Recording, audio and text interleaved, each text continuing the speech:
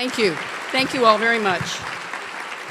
Good afternoon, everybody, and thank you, Nancy. And first, let me recognize the new and wonderful work of AWC to strengthen our communities and our democracy with your new nonprofit Center for Quality Communities, and particularly your generosity that allowed 4 young people to get scholarships today. That's exactly what we need in these tough times. So thank you and congratulations.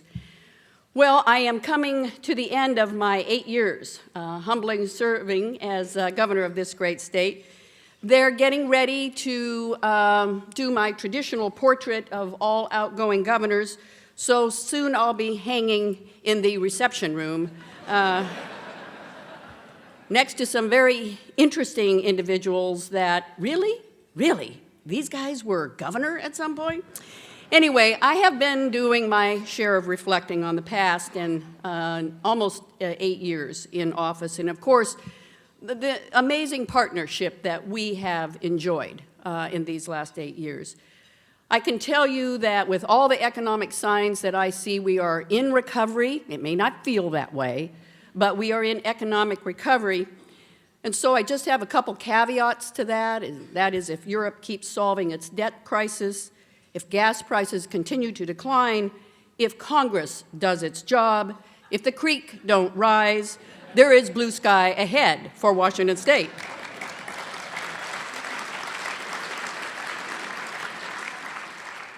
You probably saw the forecast yesterday. Some would say it was flat, and therefore, why would you celebrate it? Well, if you looked over the last 3 years, flat is great, and it's a day to celebrate.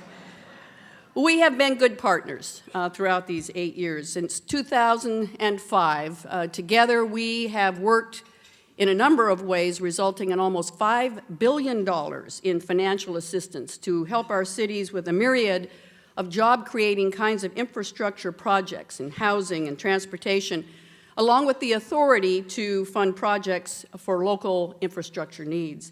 Despite the challenges, and they have been there, as you well know, we have successfully protected and restored the Public Works Trust Fund. We have provided much-needed flexibility in spending at the local level. We've done some heavy lifting when it comes to the Growth Management Act. We have created innovation zones that we learned about on one of my trade missions and thought, boy, that's perfect for Washington State, so we put that in place. Anything from clean energy in Grays Harbor to global health in Seattle and Spokane, where industry clusters come together, and once you get a kind of a solid foundation, it keeps attracting more, and we have succeeded in that regard.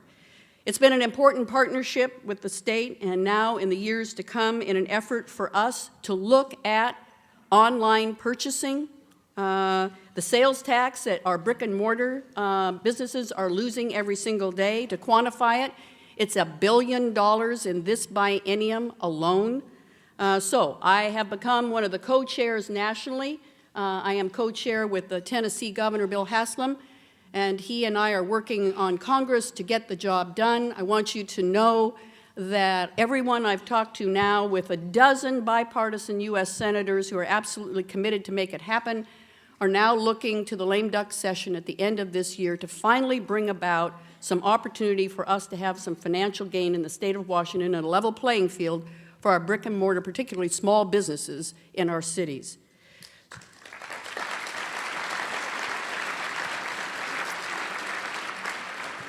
As Nancy mentioned, I know the conference theme is courageous leadership, and it has taken all of that and then some to get through the last 3.5 years. When I took office in 2005, I really was trying to identify what's the role of state government when it comes to economic development. We don't really create jobs, but it is our job to ensure that there's a foundation there to do so. And so I began to realize that infrastructure is the key to the success of our economy at the local level and at the state level. And sometimes our role is literally to pave the way and then get out of the way.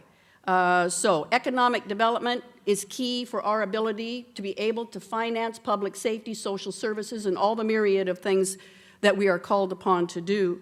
So in the last 8 years, we have focused together on that infrastructure. And I'd like to mention what they are and what we've done.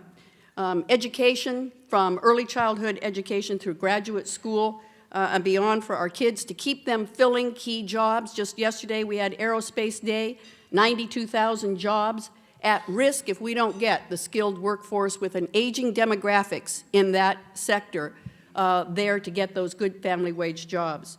Highways, ferries, bridges, so our workers can get to the jobs, and so our farms and businesses can get their goods to wherever they need to take it around the globe. Our ports from Vancouver to Bellingham and east, without which really we wouldn't have an economic lifeblood here in the state of Washington, and that is its international trade that allows us to thrive through those ports.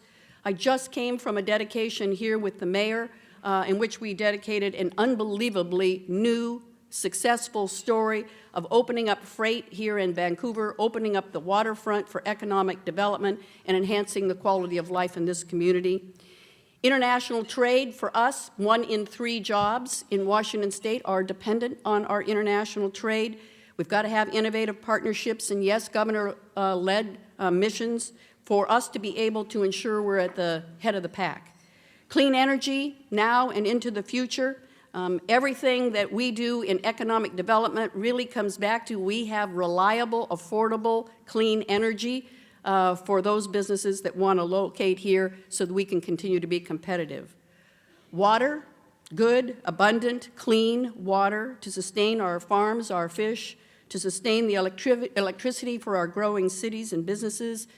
It's a little understood and little paid attention to infrastructure until you don't have it. And we've been through that as well, where we didn't have it and had dramatic drought, and now we look along the west and see others who are suffering similarly. So we have made more progress in that area. I came from a history of working in this arena than I think's been done in any 8-year time frame in history. So we're looking at more water in the Yakima Basin, more water on the west side, innovative tools like water markets and banking to create flexibility, to protect our fisheries, to ensure our economic development. Access to broadband, high-speed internet, where much of today's business and learning is done. I can tell you proudly today that 96% of Washingtonians, through a lot of hard work and partnership, now have access to high-speed internet. And finally, reforming and resetting government, and we have had to do that together. We've had to look at the services of tomorrow and avoid the infrastructure in government that we have today that met our needs of yesteryear. So despite the worst recession in 80 years, we have made good progress. We are positioning ourselves well when this recession is over for us to be ready to hit the ground running. There's no greater example for us, frankly, than aerospace. It is an unbelievable asset to this state. It depends, however, so much on infrastructure, from education to international trade to transportation. But remember, in the last 8 years, there was a period in which time it was all on the table. It was all at great risk. We were worried about what Boeing was going to do, and the clouds were hanging over us. The headquarters had moved to Chicago. Labor peace seemed unavailable. Boeing seemed ready to move the 787 production to South Carolina. The critical Air Force tanker looked like it was up for grabs internationally. The new generation 737 MAX was in a huge question area. The industry was and still is at risk because of the need of having a skilled workforce that cannot be surpassed by anybody in this country and internationally. But behind the scenes, what probably the public didn't see was you and I and the private sector, labor and business, all working together furiously and tirelessly to make sure that Washington State continued to remain synonymous with aerospace. All of that hard work came together. It is driving our economy. Last year, I remember in February, we won the tanker contract. Boeing and its workforce, with a lot of urging, had a historic contract. The 737 MAX, I was just there yesterday, is on the road with record orders, and along with the launch of the game-changing 787. And we're ready, and we all need to remember the competition next is the 777. So I'll tell you my small goal. We will assemble the 777, but those wings now that are made in Japan by Mitsubishi, ought to come here in Washington State. We will build those wings, and we will assemble the 777 here in our state.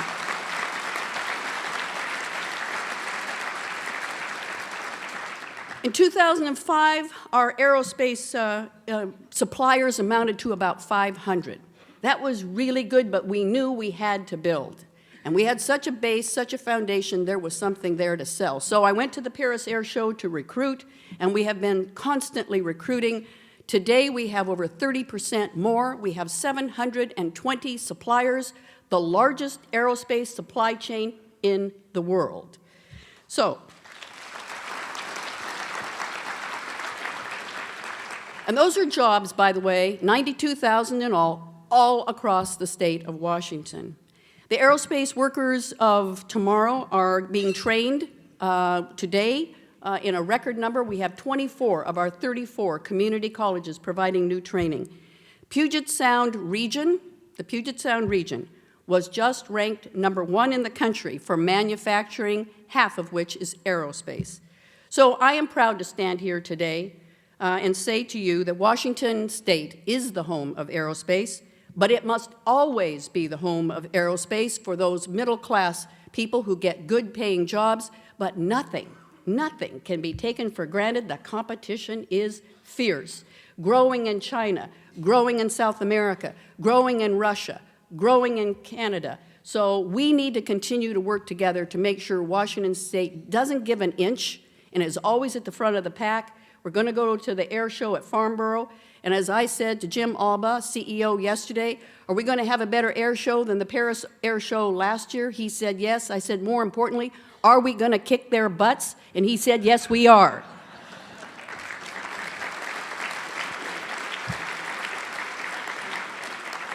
You all know how critical transportation infrastructure is. In the first session of the legislature, with everybody telling me I was nuts, we went for it. We did the 9.5-cent gas tax. And today I can tell you we've built 421 projects statewide, and so far 88% of those projects, along with those authorized by the 2003 gas tax increase, were completed early or on time, 91% of them under budget. So,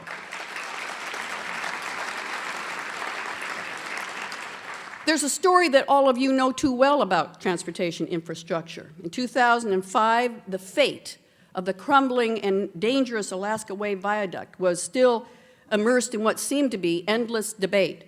14 years of process, and I am proud to say today, we are finally on our way. And on June 6th, we broke ground for the tunnel to open. I actually drove that honking big machine that opened up the first shovelful. By 2015, we'll open it up. No more debates, no more delay. We're on the way. We're going to get the job done.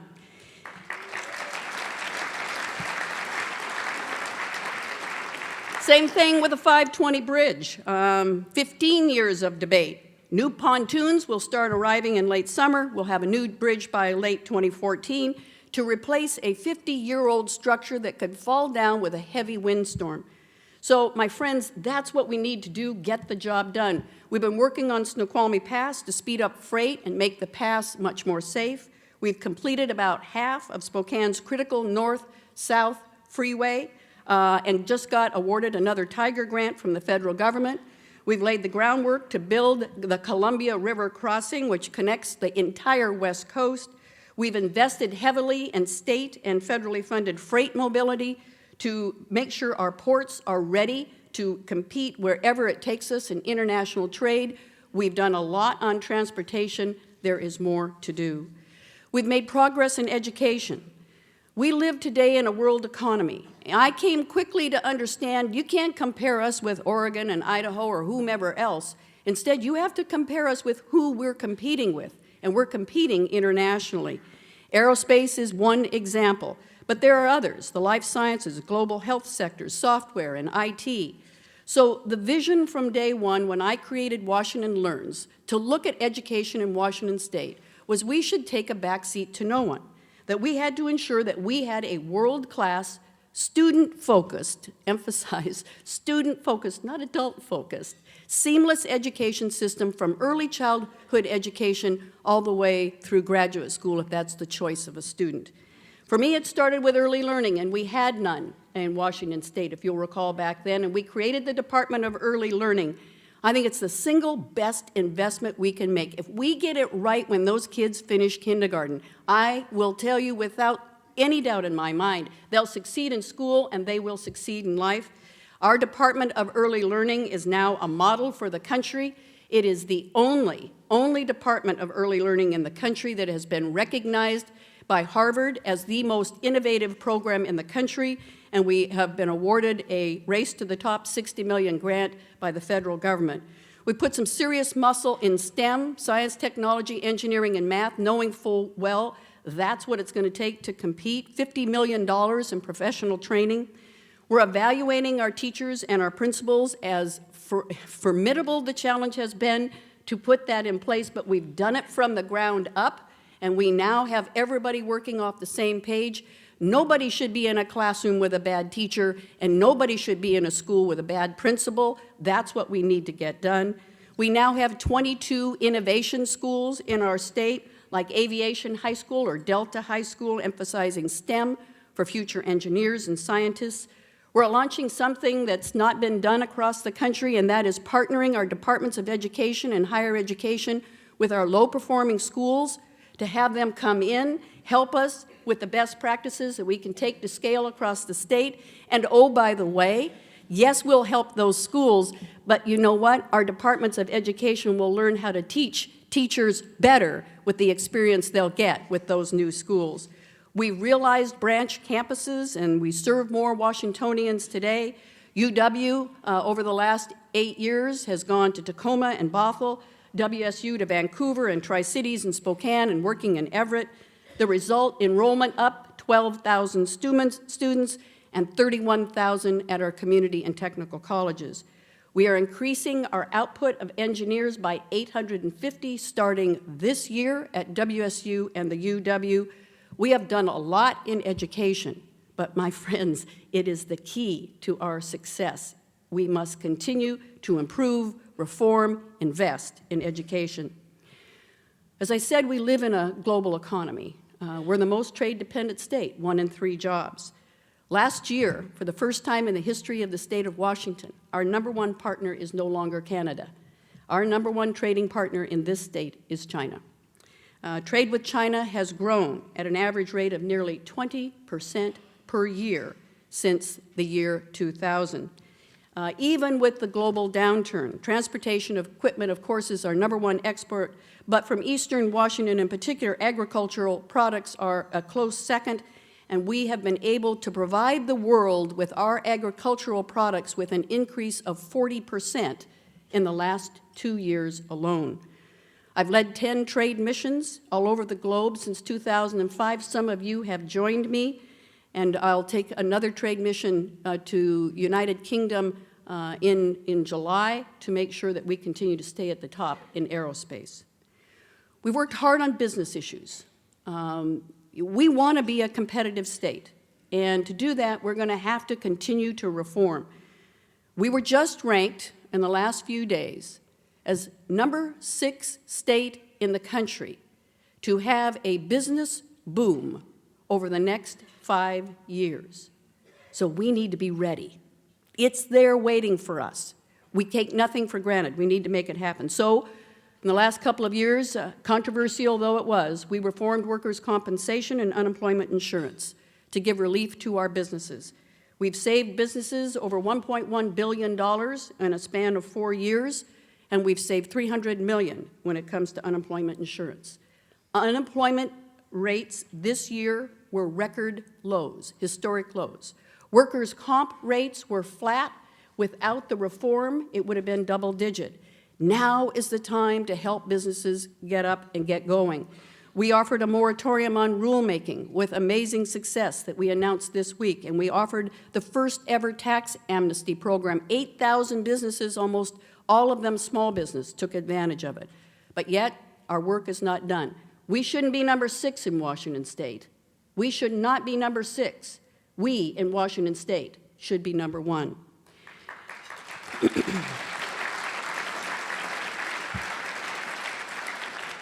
Like you, we've had to reset state government, and I'm acutely aware when we reset, it has a dramatic impact on y'all. But we've had to step up and do what we must do. I remember early on in the recession, getting up in the morning, looking in the mirror and saying to myself, why did this have to happen on my watch? I then told myself to get over it and get going, and we have. So we have, together, done a lot with regard to pensions. $11 billion.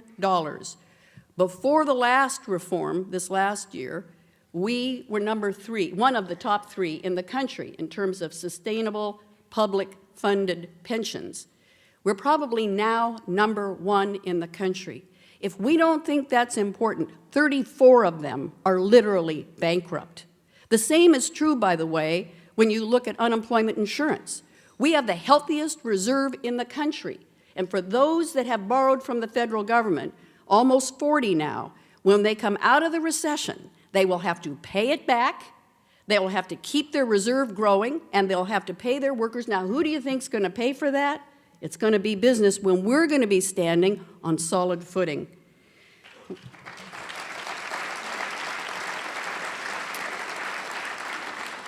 We've shut down 3 prisons and 2 other large institutions. It's been tough, and we're seeing some results. The last time we shut down one, let me just be clear, was Northern State 40 years ago when Dan Evans was governor.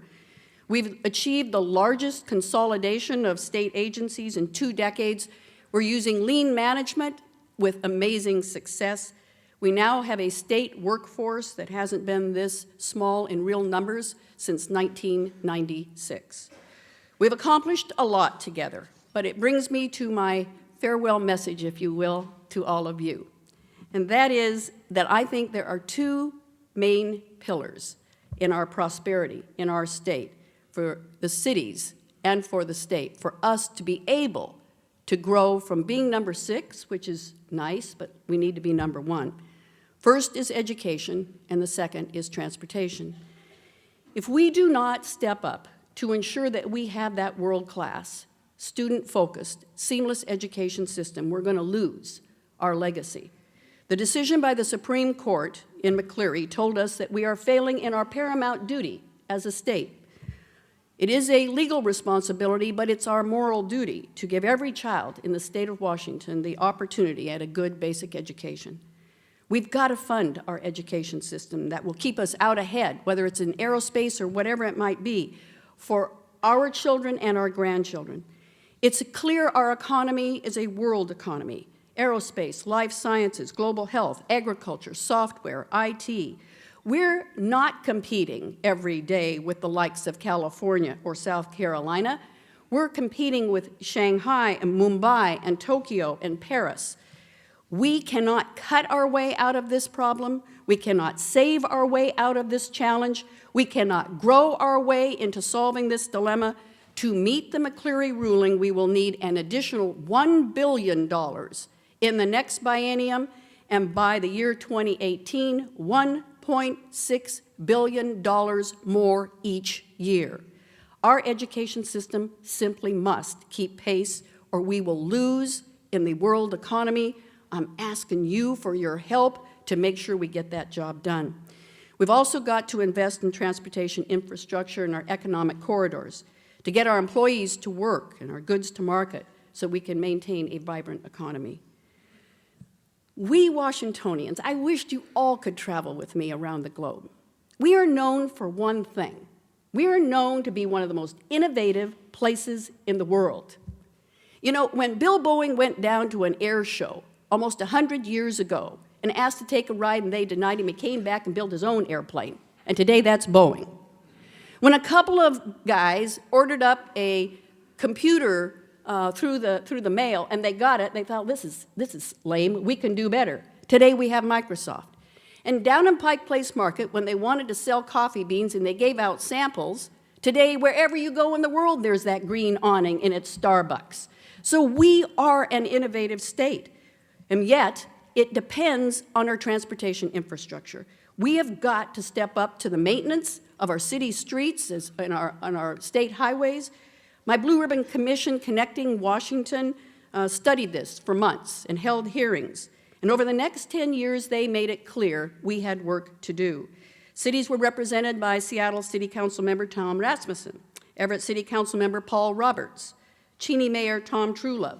Thanks to each of you for your work in representing all of these folks. Even in tough times, Connecting Washington recommended a minimum of $21 billion in investments in our vital economic corridors, about half in new infrastructure and half in maintenance.